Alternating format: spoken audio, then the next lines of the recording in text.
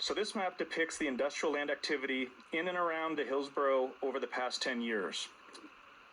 The sites in yellow are those sites that have been brought under entitlement, annexed into the city, or developed since 2014, equating to roughly 1,200 gross acres. Additional acreage has been needed for infrastructure such as power substations, which you see shown in red here, operated by Portland General Electric, sewer pump stations, and also public amenity elements such as the city's Crescent Park Greenway Trail corridor, which follows some of the riparian areas through this part of our city. Some assert that there are 1,000 acres available in this area for these opportunities, and that is simply not true. The remaining roughly 700 acres, as you see in green on this map, are comprised of small parcelized properties and in some cases environmentally constrained areas like floodplains and wetlands or Bonneville power corridors and the like. Much of this area in the north that you see up by Highway 26 is in a large lot area designation and is an area that the city has been focused on trying to aggregate properties to prepare for a major campus type of opportunity. We will get into this more in a minute in terms of how we believe this can be a competitive site. You can see that with this level of activity, we are achieving great successes in capturing these opportunities, but it is swiftly becoming hyper-competitive, and we are sacrificing one supplier for another to the detriment of our existing industry and incumbent businesses, as well as creating increased hardships and lack of competitiveness for new prospective companies in the same space seeking to benefit from this presence in Oregon. This brings back the importance and need for the land statutorily constrained by House Bill 4078 in 2014. As noted earlier, these lands have already been vetted through an extensive multi-year public process with regional partners and stakeholders and were approved by Washington County, Metro, LCDC as urban reserve, meaning that they were designated for future development. In 2014, after extensive litigation, the legislature overrode that process and statutorily constrained these areas for rural reserves, meaning we cannot plan for their urbanization, we cannot put them in front of business prospects, we cannot ready them for industrial investment and opportunity. These lands and greens are statutorily constrained and are primarily suited for the semiconductor opportunity and are largely able to be served with the infrastructure that our community has continued to invest in partnership with private industry in our North Hillsboro industrial area shown in red on this map. We know this because high-level planning determined the infrastructure needs of this area has been completed, and much of the infrastructure we have built in the North Hillsboro area to date is able and ready to be extended into much of these areas. The largest challenges and impediments to achieving this opportunity are ones that you, our legislature, has the ability to address. Without legislative action, a large campus site, as recommended for this area by our task force, simply cannot happen.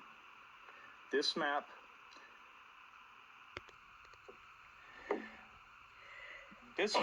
shows the key areas that I just noted, including those statutorily constrained, which are shown in blue, green, purple, and red, as well as the areas within the urban growth boundary, which you see as the orange dotted line. Everything to the south and largely to the southeast of that area is inside the urban growth boundary, and some key sub areas there shown in yellow and green.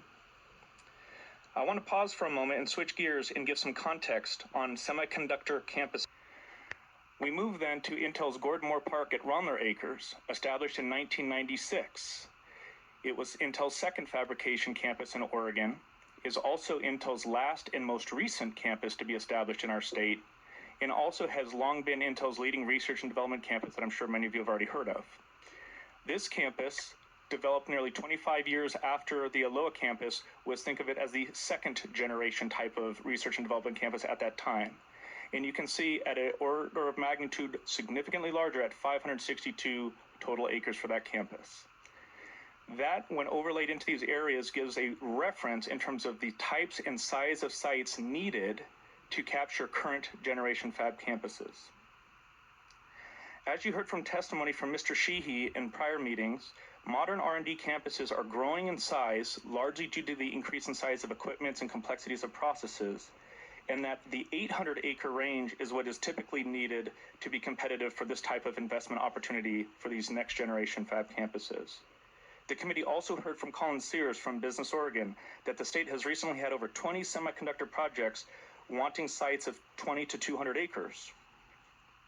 He accurately noted that appropriate steps are not being taken to refill available sites, and thus our state is increasingly becoming less competitive. He also noted that at least 4 projects were seeking sites greater than 200 acres, and that the state lost out on all 4 of those projects due to the state not having market-attractive sites at this scale. So we are currently losing opportunities, and in some cases, opportunities larger than what Ronler Acres currently is today. This can also be seen in the recent announcement of campuses across the nation, especially since the excitement of the CHIPS Act. 1,000 acres for a new site in Ohio with an additional 800 acres immediately adjacent for the required supply chain. 1,000 acres in Texas for Samsung's new fabrication campus. And at least 1,000 acres in Phoenix for Taiwan Semiconductor's current facility plans there that are anticipated to hold up to 6 fabs. We need to not undershoot this opportunity as we position for success. So what does that opportunity look like, and how does Hillsboro hope to contribute to Oregon's overall efforts and plans to capture this industry and benefit from this opportunity? Based on the existing computer electronics footprint of over 1,000 acres in Hillsboro and the trends of fab campuses shared by industry experts in some of the materials tonight, we want to now show how Hillsboro can contribute large site options for Oregon's competitiveness and maximum benefit, also bringing statewide benefits to what Andy noted earlier. This map is in gross acres, meaning that we do not take out for those environmentally constrained areas, floodplains, corridors. These are full acreage sites. The yellow area outlined on this map, comprised of the green, yellow, and blue sub-areas, equates to an 840-acre gross campus option. The eastern portion, shown in yellow and labeled with 260 gross acres, is inside the urban growth boundary already, with parts of it already aggregated by the city of Hillsboro. Hillsboro and our partners in Clean Water Services, Portland General Electric, Business Oregon, and others have already invested close to $100 million preparing this area for industrial development and this opportunity. As part of that work, the Hillsboro Economic Development Council has acquired 139 acres just below where you see the 260-acre label in the yellow area and has annexed that into our city. This site, with appropriate legislative action, would be a top-tier competitive semiconductor site nationally and immediately marketable to major semiconductor campus operators and able to respond to CHIPS Act opportunities. This is because a user could start with initial phases located on the eastern portion of the site and be under construction within weeks, with the certainty that the remainder of the site could be fully developed as the business required with your legislative action, immediately putting us back into the game. The green area to the lower left is approximately 700 gross acres in size, is immediately adjacent to our urban growth boundary and urban services on both the southern and eastern sides. This area has the potential to provide near-term developable sites for smaller and legacy technology fab sites like Gyro Semiconductor, who you've heard testimony from, Corvo, and others. And it also has the ability to provide immediate near-term capacity for those proximity-sensitive supply chain that are currently here needing to expand and support our existing cluster.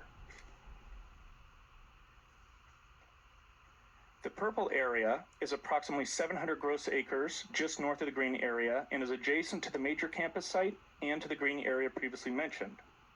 This area would likely take a little longer to develop and make development ready, building upon activity to happen in the yellow campus area and the green area to the south, but would provide key sites for proximity-sensitive supply chains with the build-out of the new campus site and other activity in the broader Washington County area.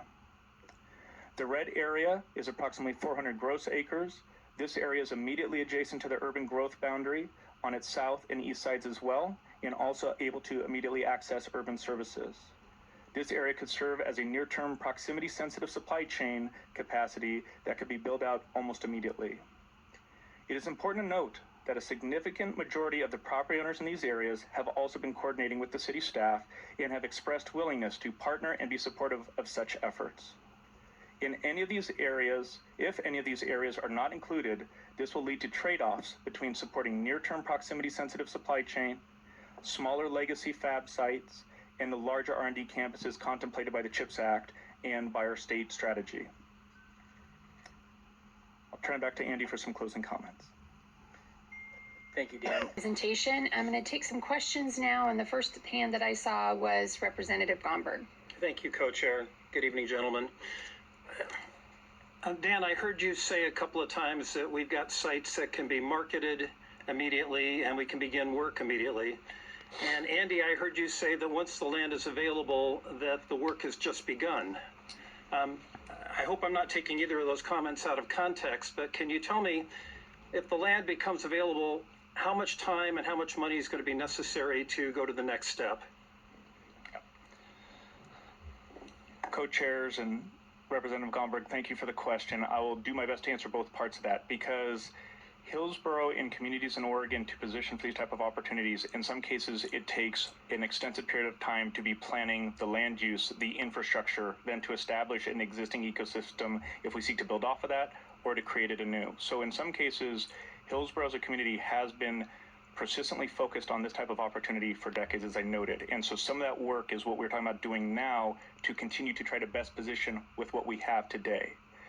With that being said, additional action, especially for those large campus users and for some of that additional supplier capacity, is needed. Legislative action is required there. Additional state support for site readiness, whether that be for infrastructure planning or delivery, or especially site aggregation for those most sensitive of sites, is also critically needed. We are refining costs associated with that, but the clarity and certainty of what we should be most focused in and based upon an action you may take will help us drive to a final answer and be able to come back to you with far greater detail in terms of what the ultimate cost and trade-offs would be to prepare these sites fully and most competitively. Quick follow-up, and I know other people have questions, Madam Co-Chair. Thank you for that. And I've heard you make several references to the decades of time that you've got invested here. Could you just give me a little bit more detail on the time that Hillsboro has already spent creating the semiconductor manufacturing base? I'll do my best in a minute or two, because we stand on the shoulders of many of our community and leadership prior to us. So this map here shows the North Hillsboro industrial area where much of the existing semiconductor base has been established over the last couple of decades, largely at a time when our national semiconductor manufacturing was being offshore to other parts of the world. We now find ourselves at that inflection point where that trend is shifting. Our community and our city council, following community visioning efforts in the 1970s, started to plan this area that is now built out in the 70s. Seeking to designate areas industrial, seeking to diversify and establish a independent economic base in Hillsboro, and in the aspiration of becoming a well-planned, complete community, and also be able to fund a full-service city with full amenities, fire life safety services, library services, park services, and the like.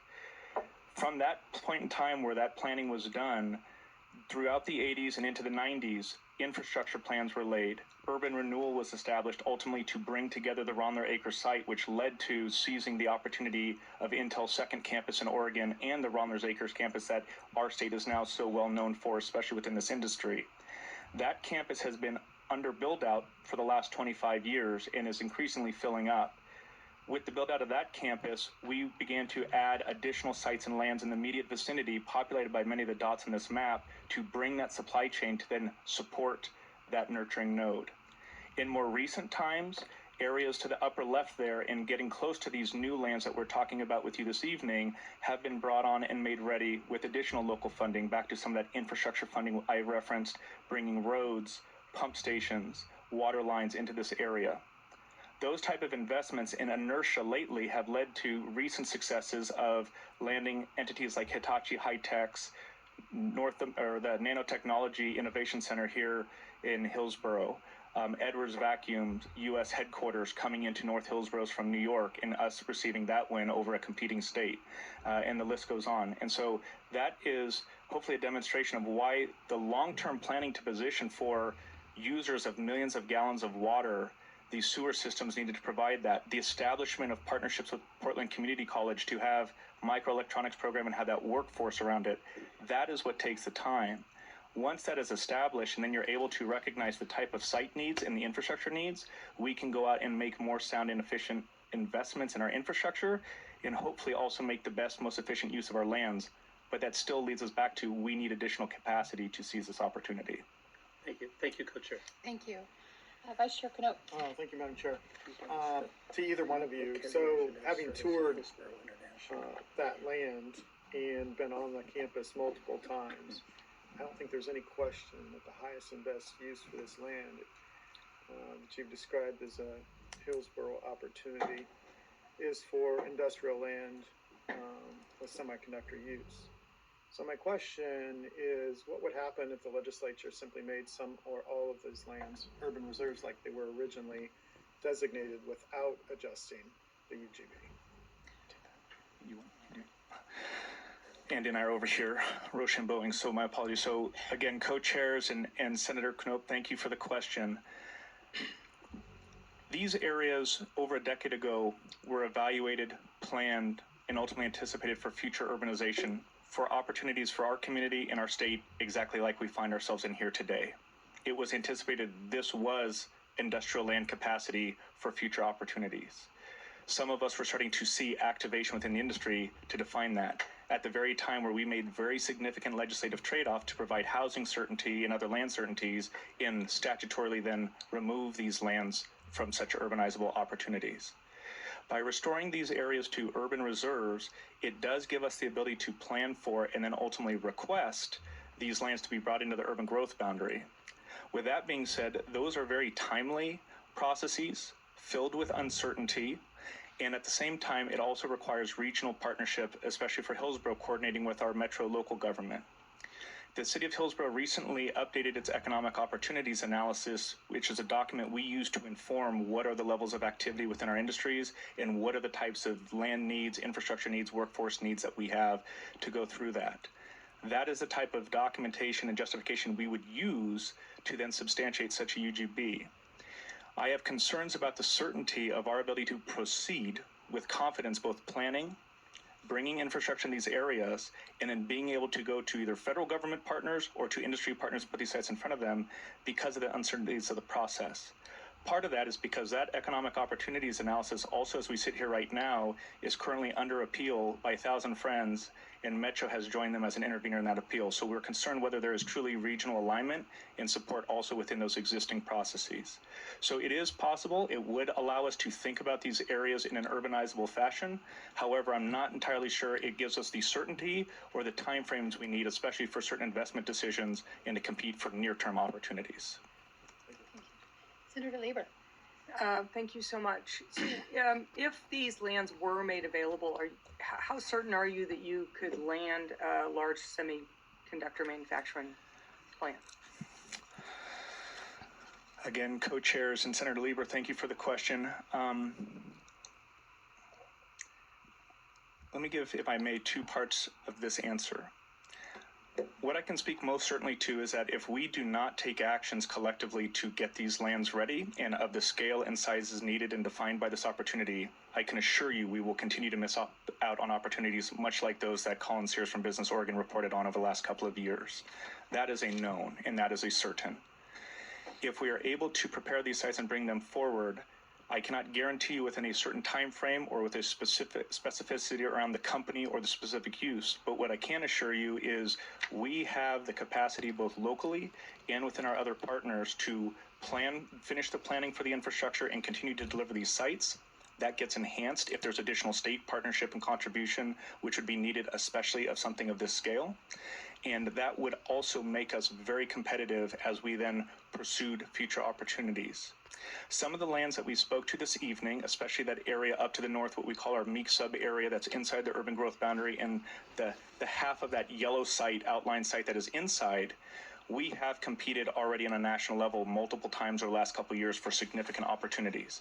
And we have often been told, you have a very attractive state, you have a very competitive site, your incentives need a little bit of fixing and certainty, and your sites in some cases are not large enough or not development ready enough. And that's why we as a community over those last couple of years have really further ramped up our investment in our delivery of these areas. That to me tells me, and why I speak with, very pointed comments here, that if we can bring this together, we will be competitive, and then it becomes a matter of time and the what that would come into this area. Thank you. Thank you. Any other questions for this panel? Do not see any. Thank you. Oh, I'm so sorry. Representative Dio. Chair. Thank you both. So the idea with these lands in the purple and green and would that be for industrial? All of that be used for industrial purposes? And where will people live? Co-chairs and Representative Deal, thank you for the question. Andy, would you like me to take that one too? Yes. I just feel like I'm hogging the mic. So Hillsboro is first of all, is part of a broader metropolitan region and a very large job shed. We have many residents that live within Hillsboro and work elsewhere. We also have many employees that work within Hillsboro and live elsewhere. And then we have many employees that also live and work within the various aspects of our community, back to that notion of complete community planning and really embracing the Oregon land use system in that regard. We right now continue to densify our urban centers and town centers, areas around our light rail stations, in and around our downtown, some of those other areas. A Renko station, for those of you that have been out to Hillsboro, that is immediately south of Intel's campus, is a transit-oriented development node with great density. And we also continue to build out areas like South Hillsboro, which is one of Oregon's largest master plan communities, for about 8,000 units with a variety of middle housing types and densities. So we continue to recognize that housing is a key component of this conversation. Cost of housing, the amenities, that also affects our competitiveness for these type of investments.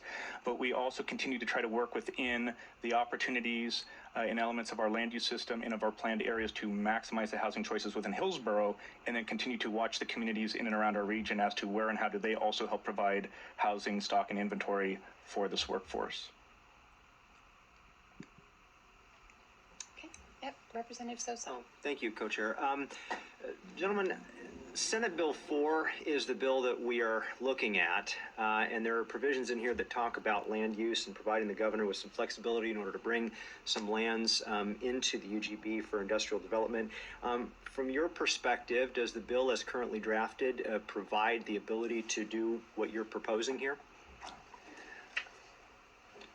We believe Hillsboro is in a bit of a unique situation compared to most other jurisdictions around Oregon, in that we have the statutorily constrained lands that are the prime locations for us to consider this opportunity.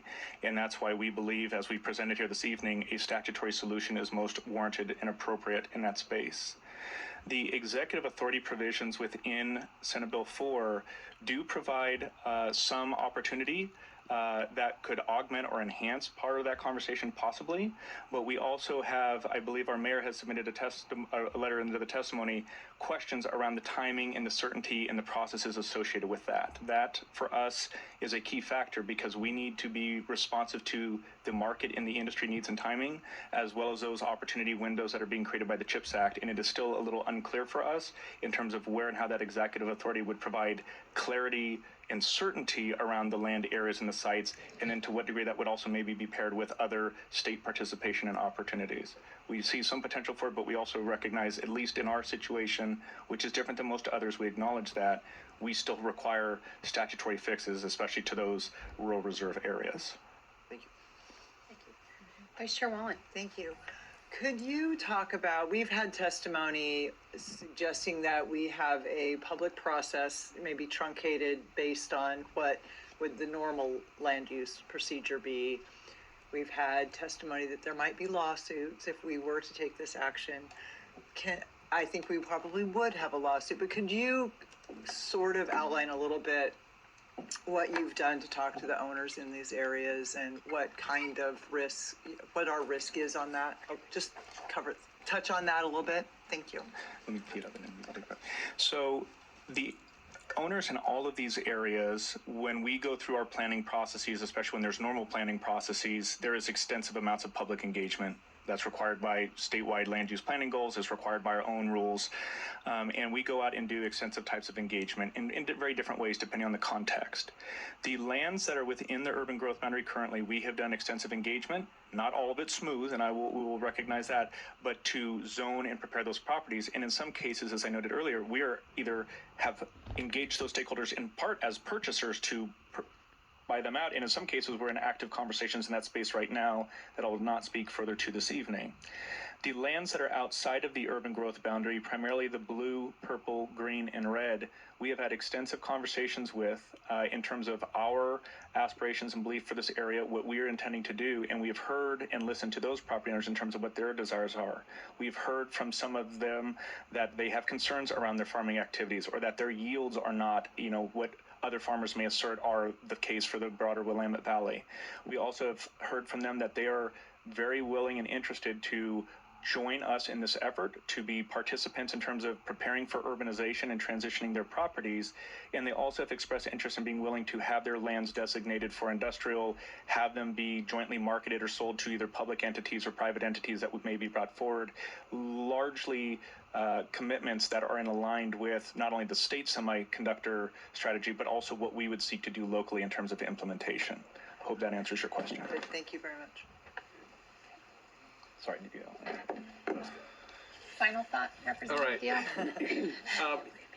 Thank you. You talked that most of the people who own those lands are interested in selling. It's not the greatest farmland from the sounds of it. Are there people in those areas that do not want to sell? I believe there's a letter in the testimony this evening, and from our understanding in terms of engagement with those property owners, the large majority of them have expressed very directly and in writing a commitment and a willingness to work with us and express an interest. In areas such as this, it is sometimes difficult to have 100% unanimity of those sentiments. And so I probably cannot sit here this evening and say 100% of the property owners are fully on board and supportive of that. Most of them are aware, and as we've shared, most of them have also expressed a willingness to support and align with these efforts. And if I could just add to that, Representative Deal, Dan mentioned there's a map and letter in the record from the property owners in that area. If you look at the map, you'll see that there are some yellow dots, and those are usually the smaller spots. And the folks in the area who have been kind of organizing to with the other property owners and their neighbors, just simply haven't been able to make contact with them. So we don't know of any property owners who don't want to be a part of this or are not aligned with the interest that those owners have expressed through their letter. There are a few sites, usually smaller, that they just haven't had contact with, but everyone else noted on the map has either verbally expressed their support or signed a letter expressing their support, or in some other way expressed their support. Thank you. Final thoughts from Representative Levy. We've heard plenty of testimony about international airports and how that is so important.